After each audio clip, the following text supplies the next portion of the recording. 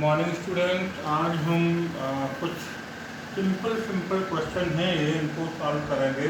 और ये क्वेश्चन है कंपोजिशन ऑफ टू फंक्शन, मतलब टू फंक्शंस के कंपोजिशन है।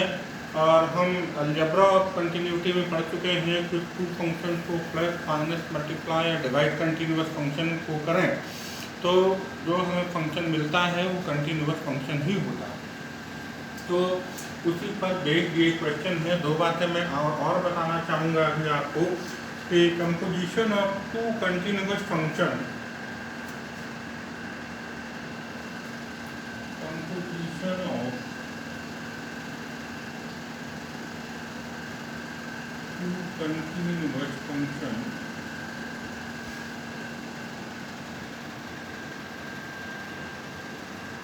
is also a continuous function. is also a continuous function। मतलब ये कि अगर हमारे पास कोई दो फंक्शन है और उनका हम एक कंपोजिशन फंक्शन निकालें तो वो भी कंटिन्यूस होगा। फॉर एग्जांपल हम कहें कि f(x) and g(x) are two continuous function,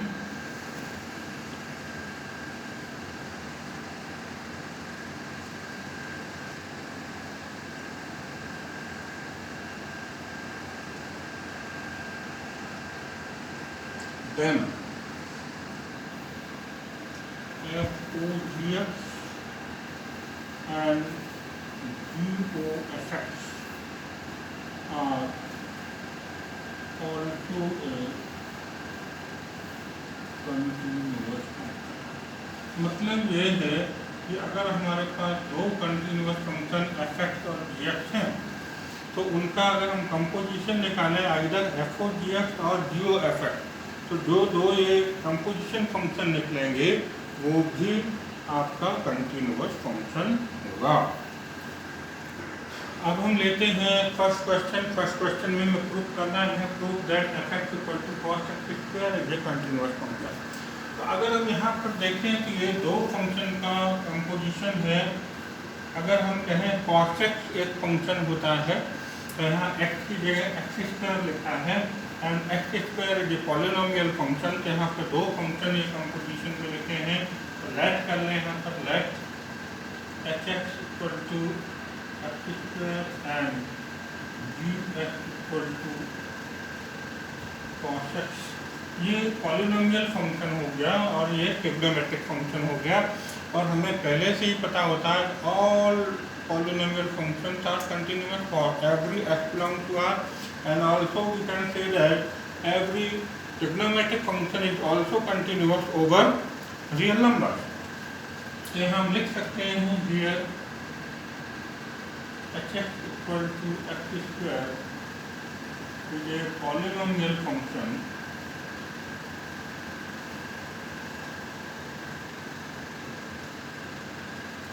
therefore it is continuous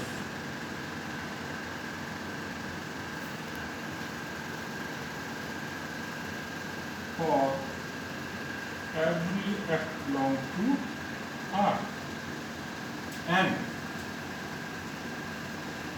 g(x) = cos x is a trigonometric function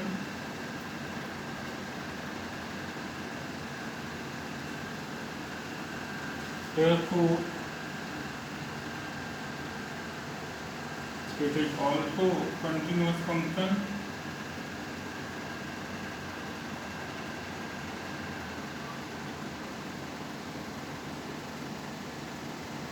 it is also continuous for every x belongs to R। तो अब अगर हम इसका composition function लें तो composition function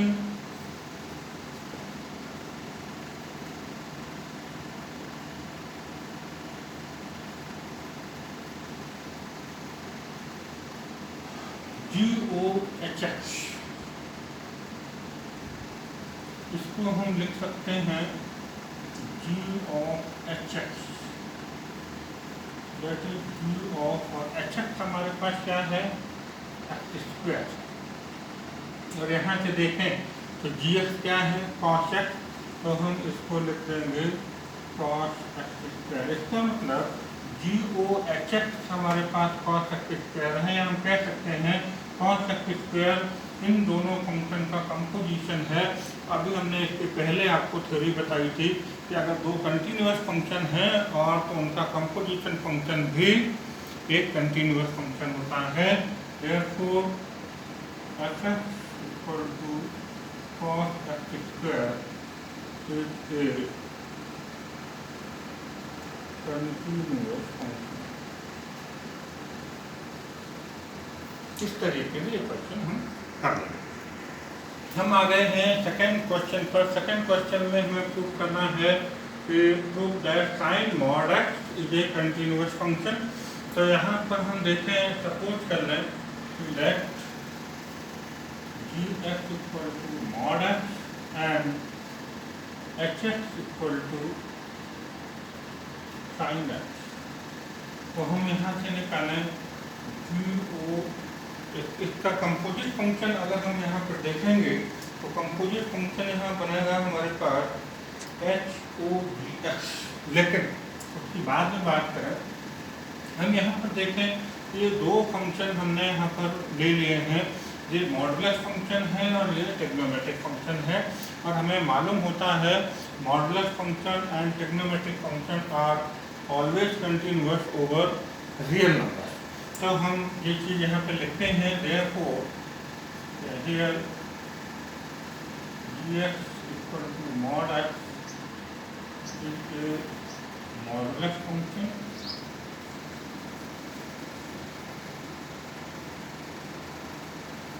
and hx equal to sin x is a trigonometric function।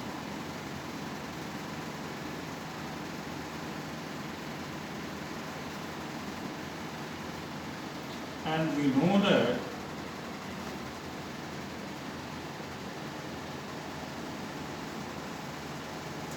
both functions are continuous.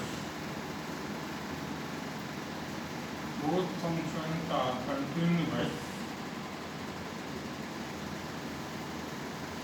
for all x belong to R। इस तरीके से ये दोनों फंक्शन एवरी रियल नंबर के लिए कंटिन्यूअस होते हैं। तो अब अगर हम इनका कंपोजिशन फंक्शन देखें,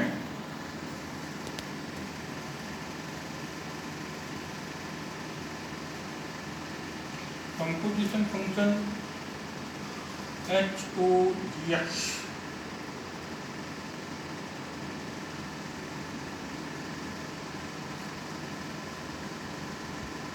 h of gx हमारे पास है mod x। और अगर हम यहाँ देखें तो hx है sin x। यहाँ x की जगह क्या लिखा हुआ है, mod x लिखा है, ये हमारे पास हो जाएगा sin mod x। हमें ये बात मालूम होती है कि दो कंटिन्यूअस फंक्शन का कंपोजिशन फंक्शन भी कंटिन्यूअस होता है। Therefore f(x) equal to sin mod x is a continuous function। इस तरीके के छोटे छोटे क्वेश्चन हैं जो हम कर सकते हैं कंपोजिशन लेके, और आसान है, आप इनको बड़े आसानी से कर पाएंगे। हम लेते हैं क्वेश्चन नंबर 3। क्वेश्चन नंबर 3 में हमसे पूछा है find all the points of discontinuity of the function f defined by f(x) equal to mod x minus mod x plus 1। तो अगर हम यहाँ देखें तो दोनों फंक्शन हमारे पास मॉडुलस फंक्शन हैं और modulus function over real number continuous होते हैं। तो यहाँ हम बोले let gx equal to mod x and hx equal to mod f plus 1। Both gx and hx are modulus function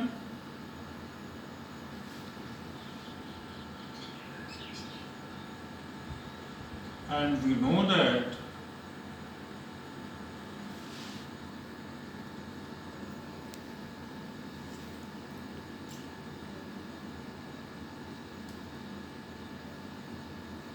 each modulus function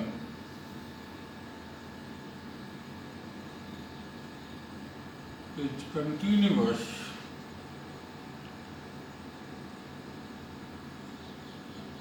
for all real numbers, for all x belong to R. तो अगर हम इनका composition function लें, therefore fx equal to gx minus hx equal to mod x minus mod x plus 1। और ये बात हमें पहले से ही मालूम है कि दो कंटिन्यूअस फंक्शन का एडिशन या सब्ट्रैक्शन भी एक कंटिन्यूअस फंक्शन होता है। तो देयरफॉर यहाँ fx is continuous function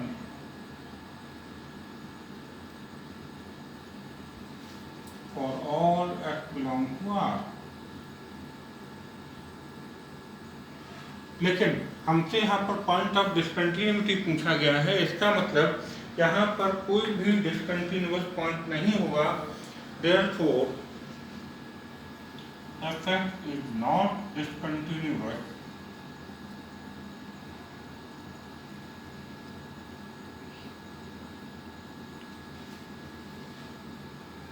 for any value of x।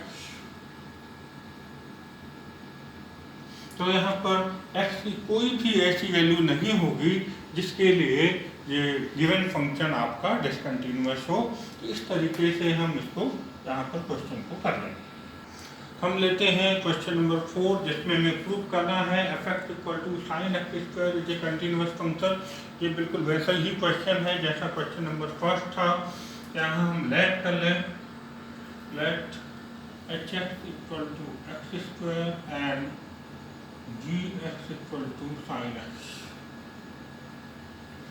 तो यहाँ पर एक हमारा पॉलिनोमियल फंक्शन है और एक ट्रिग्नोमेट्रिक फंक्शन है, और दोनों फंक्शन x की किसी भी रियल वैल्यूज के लिए कंटिन्यूअस होते हैं, इसलिए इनका कंपोजिशन फंक्शन भी कंटिन्यूअस फंक्शन हो जाएगा। तो लैंग्वेज कैसे लिखनी हो देख लीजिएगा। Here hx is a polynomial function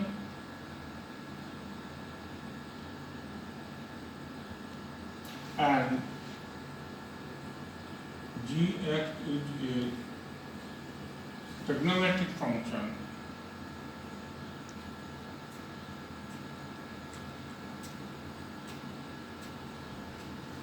and we know that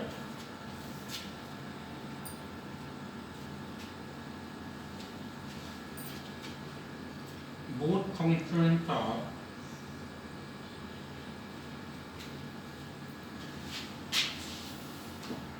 continuous for all values of x where x belongs to R। तभी रियल नंबर के लिए फंक्शन कंटिन्यूअस होते हैं। Therefore, अब यहाँ पर हम कंपोजिशन फंक्शन देखें,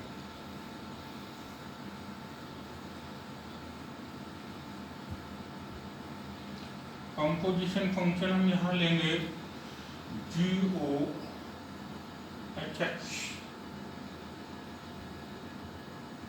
equal to G of HX, और यहाँ पर HX की वैल्यू क्या है हमारे पास, एक्स स्क्वायर है, तो यहाँ पर HX की जगह हम एक्स स्क्वायर लिख देंगे। ये हो जाएगा GX स्क्वायर, और GX हमारे पास है साइन एक्स, ये फंक्शन हो जाएगा साइन एक्स स्क्वायर। तो देयरफॉर जो फंक्शन हमें दिया है fx, ये कंटिन्यूअस हो जाएगा। Therefore fx is continuous function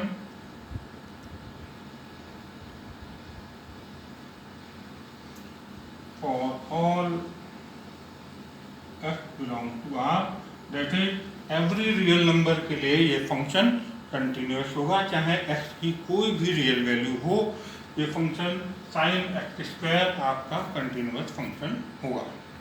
हम क्वेश्चन नंबर 5 लेते हैं और क्वेश्चन नंबर 5 में हमें प्रूव करना है f(x) = mod cos x is a continuous function. तो mod cos x, तो यहाँ पर हम सपोज कर लेंगे ये दो फंक्शन हैं, late g(x) = cos x and h(x) = mod x। ये दो फंक्शन हो गए हमारे पास cos x and mod x। और हम ये देख सकते हैं कि ये ट्रिग्नोमेट्रिक फंक्शन है और ये मॉडुलस फंक्शन है। अगर मैं समराइज कर दूं क्वेश्चन, पहले की लैंग्वेज लिख देता हूँ। cos x function that is trigonometric function and trigonometric function is continuous for all real values, सतत होता है अगर हिंदी में बोले तो सभी रियल नंबर्स के लिए। और इसी तरीके से modulus function is always continuous for all real numbers. तो इसका जो कंपोजिशन फंक्शन होगा वो भी एक कंटिन्यूअस फंक्शन हो जाएगा फॉर एवरी रियल नंबर। ये कॉन्सेप्ट है यहाँ पर। तो यहाँ पर बोलेंगे हम ये g(x) = cos x, या यूँ लिख दें g(x) is a trigonometric function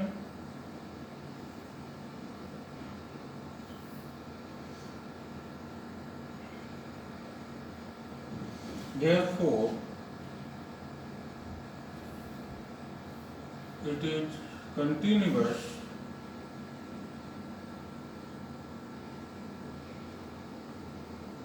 for all x belongs to R, and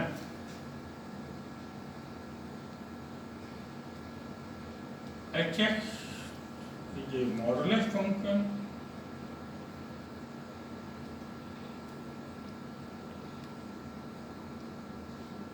and we know that modulus function is also continuous for all real numbers. So therefore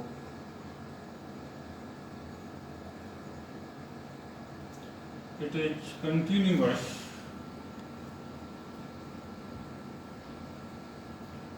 for all x belong to R। तो दोनों function जब continuous हो गए तो इनका composite function भी continuous होगा। therefore composite function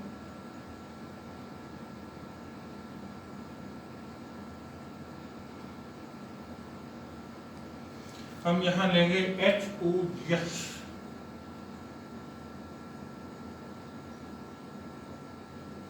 HOGX h of gx equal to h of gx हमारे पास है cos x, ये आएगा cos x और यहाँ पर hx, x की जगह यहाँ पर हमारे पास cos x है तो मॉड लग जाएगा पूरे में, equal to mod cos x और ये हमारे पास आ गया f(x). We can say that therefore f(x) is a continuous function for all x belong to R, for all real numbers। और इस तरीके से हम ये बता पाएंगे कि हमारे पास f(x) = mod cos x एक रियल फंक्शन, एक कंटिन्यूअस फंक्शन होता है ओवर ऑल रियल वैल्यू। हम बात करते हैं क्वेश्चन नंबर 6 में। इसमें फंक्शन हमें दे रखा है f(x) = mod 1 - x plus mod x। तो हम अगर इस फंक्शन को देखें तो ये हमारे पास होगा hx, यहाँ से ले लें हम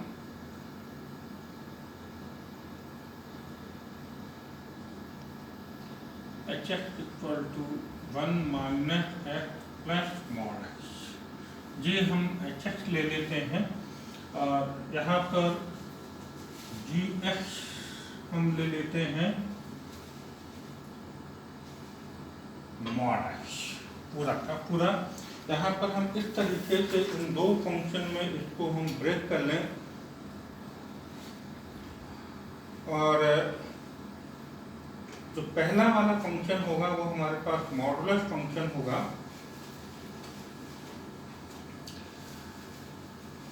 ये फंक्शन पॉलिनोमियल फंक्शन है और ये फंक्शन हमारे पास मॉडुलस फंक्शन है।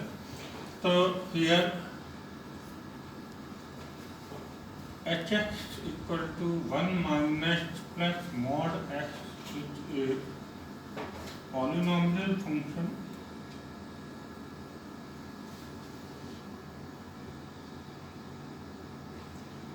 therefore it is continuous for all x belongs to R, that is for all real numbers. And we also know that polynomial modulus function gx equal to mod x is a modulus function.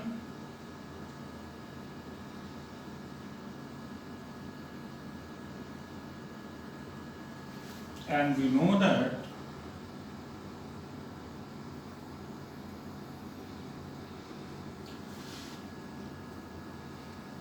modulus function is always continuous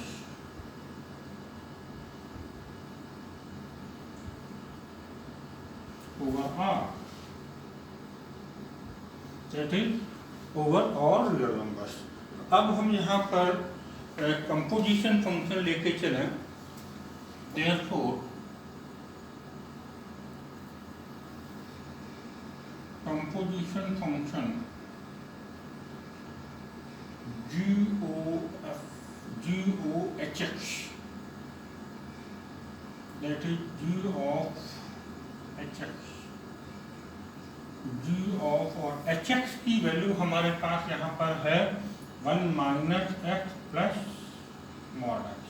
और अगर हम gx पे ध्यान दें तो gx हमारे पास है mod x और यहाँ पर x की जगह क्या लिखा है, ये पूरा जो ब्रैकेट के अंदर है, इसलिए पूरे पे मॉडुलस लग जाएगा 1 minus x plus mod x and which is equal to fx।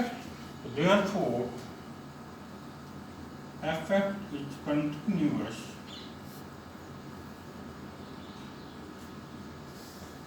for all values of x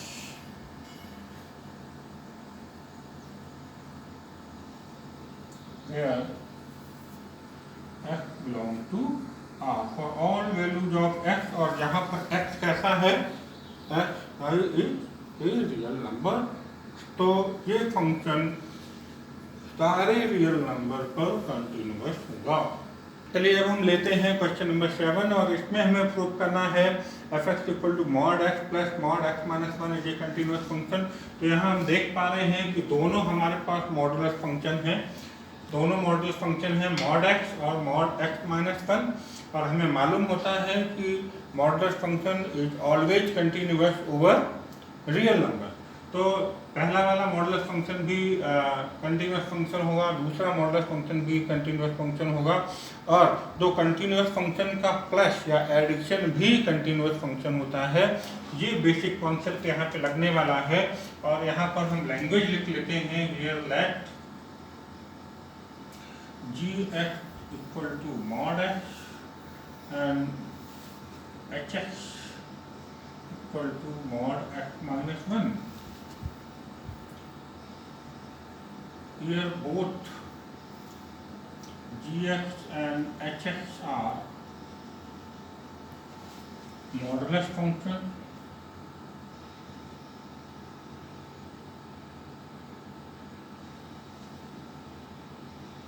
therefore both the functions are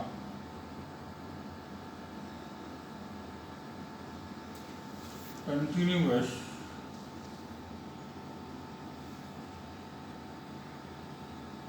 for all x belong to R। सभी x के रियल नंबर्स के लिए continuous function होंगे। And composite function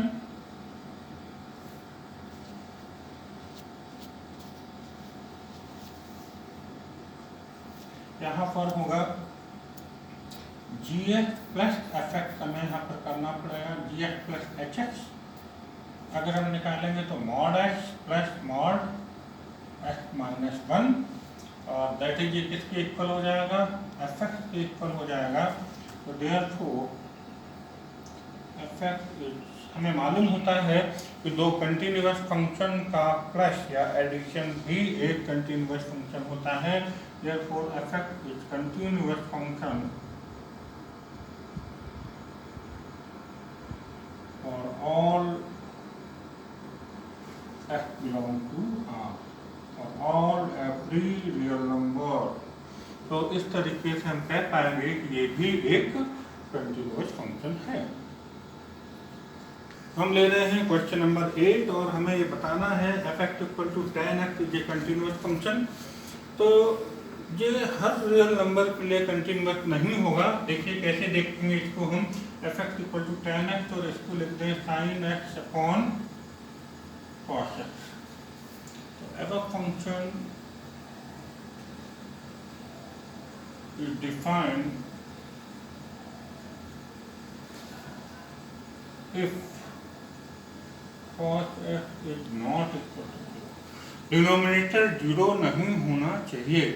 that is x is not equal to 2n plus 1 pi by 2। ये function x equal to 2n plus 1 pi by 2 पर defined नहीं होगा। तो इस बात का हमें ध्यान रखना है। तो x की ये वैल्यू के लिए फंक्शन डिफाइन नहीं होगा। जब फंक्शन डिफाइन नहीं होगा तो कंटिन्यूअस नहीं होगा। बट इसके अलावा हम कहें कि here sin x and cos x are trigonometric function